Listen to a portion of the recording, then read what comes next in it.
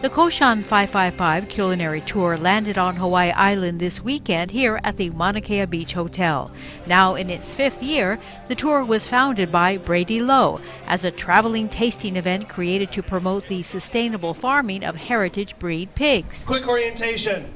We have 5 chefs up here, 1,000 pounds of pig, about 3 to 4 dishes per chef, something to work your way through all the way. So you have station 1, 2, 3, 4, 5. 5 pigs, 5 heritage pigs, 5 chefs, 5 winemakers. And basically 5 chefs go at it head to tail with 5 pigs that are basically heritage pigs. So they're Yorkshire, they're Herefords, they're Berkshires, they're Red Wattles. So they have a breed line that traces back generations. Hawaiian seafood auction, big-eyed tuna, tartare. It's been going on for just hit its 5-year mark. It's been sort of a great resurgence for the small pig farmer. Fruit bar. The Mauna Kea Beach Hotel's executive chef, Peter Pak, was pivotal in bringing the tasty tour to the Big Island. This happened kind of serendipitously. I called him in April, asked him if he could fit Mauna Kea Beach Hotel into his schedule, the Cochon tour, and he did. This is the end of the tour, so it's non-competitive. Most of the events that Brady has is a competition, but since the competition is quote-unquote over, this is just a fun event celebrating both heritage and feral pigs. 5 chef teams came to the Kohala Coast for the event on Saturday. Besides Chef Pak, there was Bistro Molokini's Chef Michael Young, Pili Hawaii's Chef Mark Noguchi, Town and Uptown event chef Ed Kenny, and celebrity chef Lee Ann Wong. You know, I was with Brady in Aspen last year for Cochon. I said, why don't you come to Hawaii? It's great. He's like, oh, Peter did the first Cochon with me. And I was like, oh, perfect. So over the past year, we've worked on getting Cochon here to Hawaii. The tour was a learning experience for the visiting chefs, as Pak explained. What is cool for Brady is that he learned so much about an insular and fragile environmental place that the Hawaiian Islands are. It's a whole different creature, so he learned how hard it is to do heritage pigs, how hard it is for farmers to deal with feral pigs and make it work. You know, it's a very different state of that. We don't have a huge variety of heritage breeds here, but Hawaii, as we know it, is a state everybody loves pork, you know, so it's about starting the conversation. It's about really talking about what is available here, how we can raise the animals responsibly, how we can create a demand for whole animal butchery versus importing parts of pigs from the mainland. There was plenty for the pork enthusiasts to enjoy. Food aficionados could even witness the butchering of an entire Hereford. We have a Hereford pig, which is a very rare heritage breed pig, and you don't know how lucky we are to have it here tonight. Daphne and Ron are here, the farmers, along with Chef Devin Lauder, who did the cured meats. It's a pop-up butcher shop, so basically everything on that pig is for sale to take home with. We'll make sure it's cold, you can come pick it up before you leave. 100% of the proceeds goes to the culinary school, helping here today. So let's put our hands together for them. 10 students here who decided to give a hand for a good food cause. So as we start breaking all these down, that's when we'll start selling them as we break them down. Right now we got the head. You know, if anyone's interested in the head, makes a wonderful soup. You can make a great pate out of it. You can make head cheese. If anyone's familiar with head cheese, it's just the whole head cooked really slowly, and then you take everything off of it, cook the juice down a little bit more, mix it all up with the juice, and pack it in a pan. Let it sit in the refrigerator. That's what head cheese is.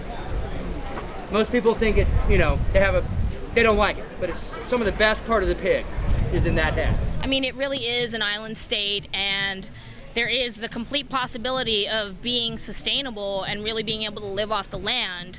But, you know, Oahu was never meant to hold 1.5 million people, you know? So it's now where it's the battle of, do we import more and continue to ship in more food off the mainland, or do we begin to create an industry of agriculture and sustainability here? It's very much a possibility, and what's great and very exciting is that you have chefs like Ed Kenny, Mark Noguchi, Michael's an import from Seattle, but he's running things over at Grand Wailea. You know, Peter, who are really just champions for all things Hawaii, the culture, the food.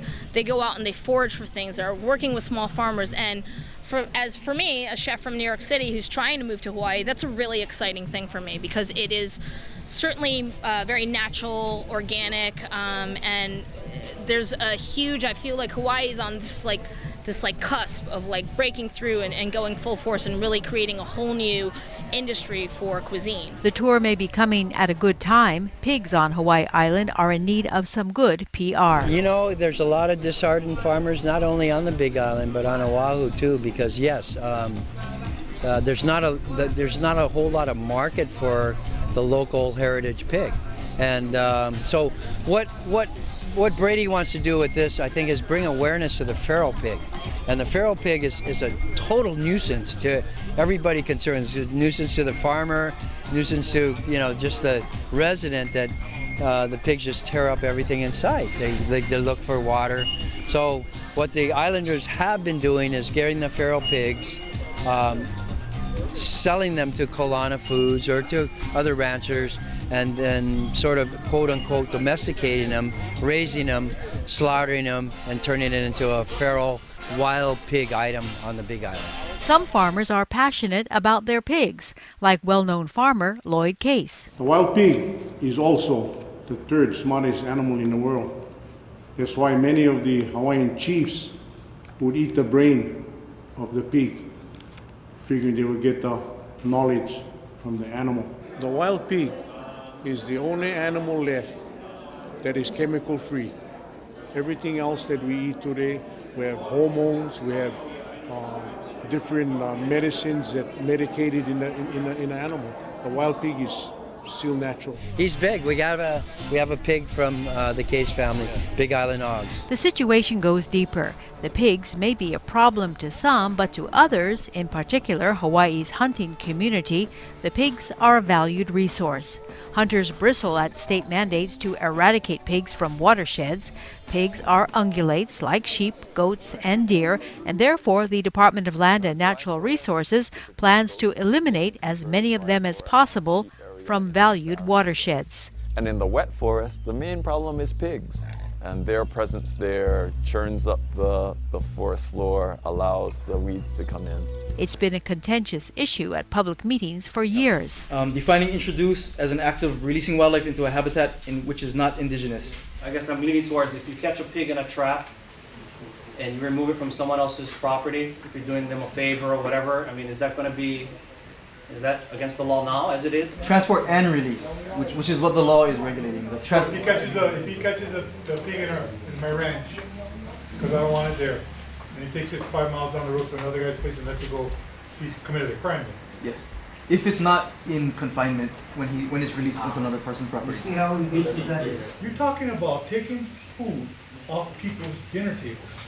Maybe I should come to your house, and take your food off your table tonight, and you go hungry, or your kids go hungry. Pigs have been on these islands for a long time now, which gives them cultural importance as well. Desecrating our religion as you destroy our pigs. Ungulates, you give them a definition of ungulates. How do you define something that is important to our Hawaiian people? We use a sacrifice, we use a ceremony, and you go ahead and do that. Now you also say that the pigs destroy the forest. I have not seen one proof or anything to our public about how the pigs destroy the forest. And you know, we're in a litigation suit right now against you, the Department of Land and Natural Resources, to call the pua'a that was used in ceremony by my ancestors.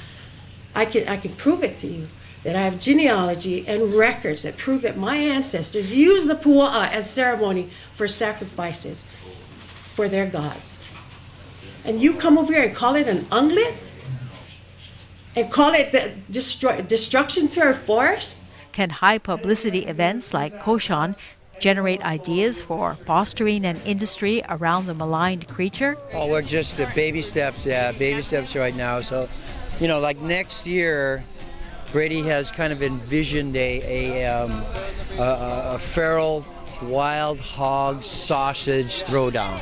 So to celebrate the pig, and the most sustainable way to do feral pigs is to grind it. Just get the pig, slaughter it, and grind it from head to tail and make beautiful sausage.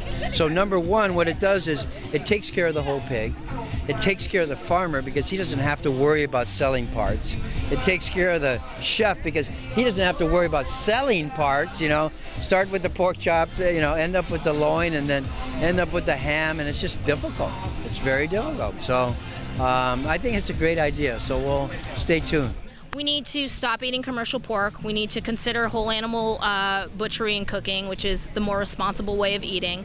There is a feral pig problem on this island, and guys like Tom at Kulana Foods are doing the right thing by capturing these feral pigs and then breeding them, finishing them on grain so they become an actual viable product for the chef and culinary industry. Of course, at the Cochon event, there were some impressive dishes being created. All interesting, all interesting. We got, you know, stuff ranging from blood, noodles, pasta, ramen made from blood, which is Ed Kenny's, to Leanne's, who's got a, you know, she touches her dish probably 10 times with 10 different ingredients for one dish. Michael Young from Maui, who's got a home-style approach. Gary Noguchi, who's just absolutely crazy with a marshmallow lard cookie. We're featuring some Korean items at Mauna Kea Beach Hotel with kind of a Berkshire mandu with a Simon noodle made from hilo, kimchi in it, and a homemade broth. So it's kind of covers the gamut today.